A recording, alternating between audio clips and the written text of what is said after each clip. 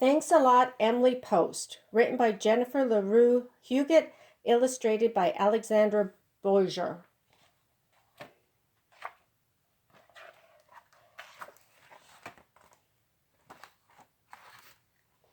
Everything was just dandy. Till that Emily Post book showed up. Suddenly it was Emily Post this, Emily Post that. We weren't allowed to slump in our chairs. We had to keep our hands to ourselves. We couldn't shout at the top of our lungs. In fact, we were allowed to speak only when spoken to. Emily Post said we were like little monkeys, but little monkeys get to have lots more fun.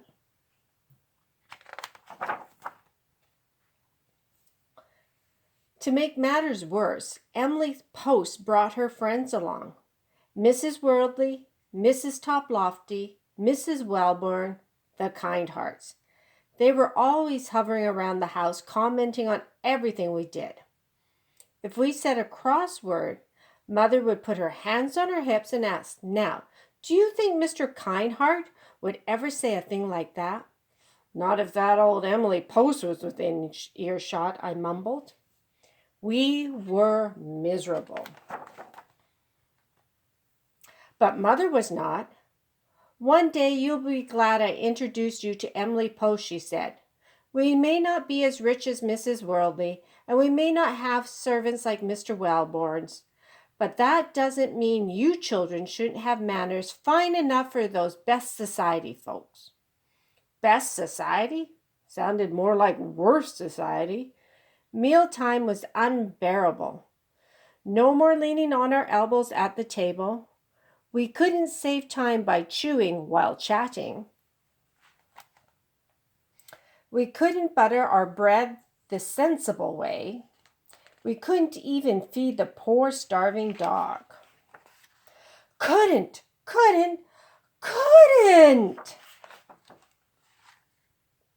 One afternoon, Mother made me come inside the house just because I wasn't playing fair with the others.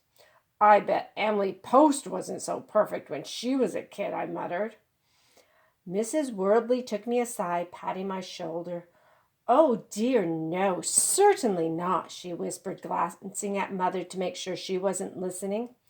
"I heard that when Emily turned 3, she was given a tin wood wind-up toy. She couldn't wait to get her hands on that toy, but her grandfather said, 'No, you might break it. You might hurt your hands.' Emily threw a bit of a tantrum, I'm afraid, and the toy was put on a shelf. Emily was sent outside to play with another gift, a little china tea set. Well, Emily went outside all right. She smashed that toy china to smithereens. Then she fed the pieces to the goldfish swimming in the fountain. No, dear Emily certainly wasn't perfect. Ah, I said to myself, I knew it. But I still didn't like that Emily Post. At dinner one evening, I really got fed up. Mother had insisted that we speak with one another during the meals.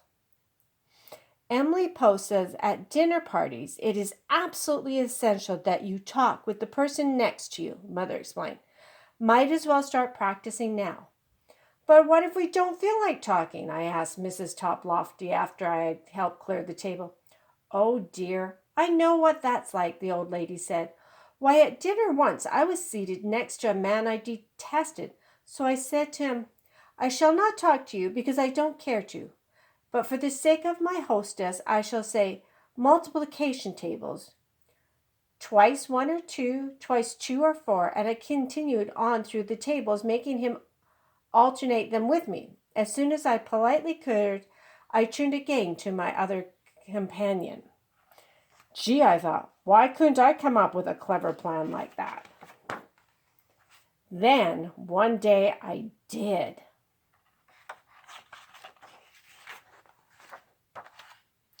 In the morning, we kids sat quietly at the breakfast table eating our eggs, very neatly holding our forks as if they were pencils. Mother, Big Brother said, I do believe you should replace those wilting flowers.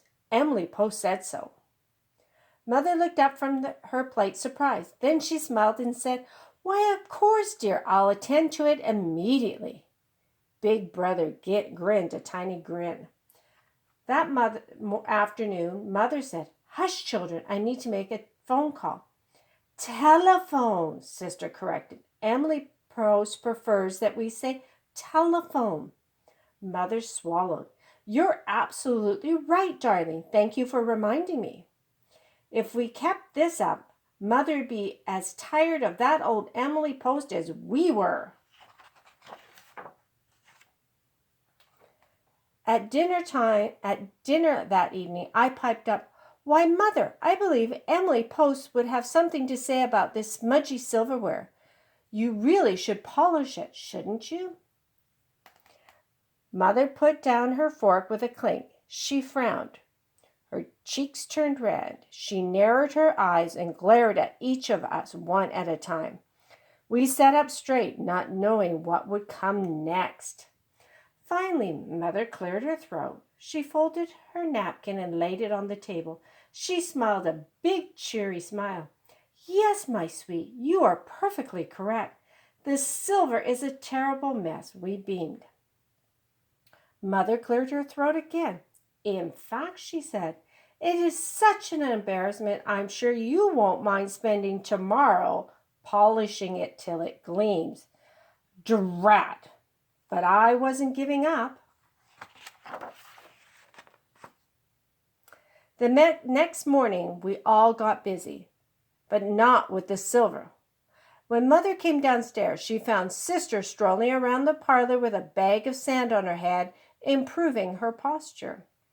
Big Brother was making a long list of things we need: a cook, a housemaid, a butler, finger bowls, engraved stationery, turtle soup if we were going to be like best society.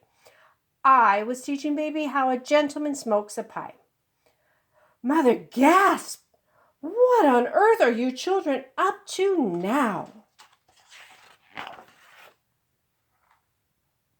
Good morning, Mother, Sister said. Why, we're just trying to please Emily Post. Oh, dear, she added, you're not wearing that old gray dress again today, are you? Emily Post wouldn't approve, you know. Sand dribbled out of the bag on Sister's head. Big Brother's hands were all blotchy with ink. Baby burped. Mother grimaced. That does it. Mother stomped her foot. Then she stormed out of the room. We heard her bedroom door slam. She was gone a long time. We started to wonder whether she'd ever come back.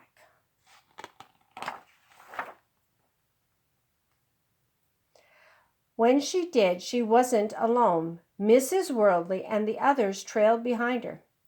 Thank you so much for all of your help, Mother said as she threw open the front door.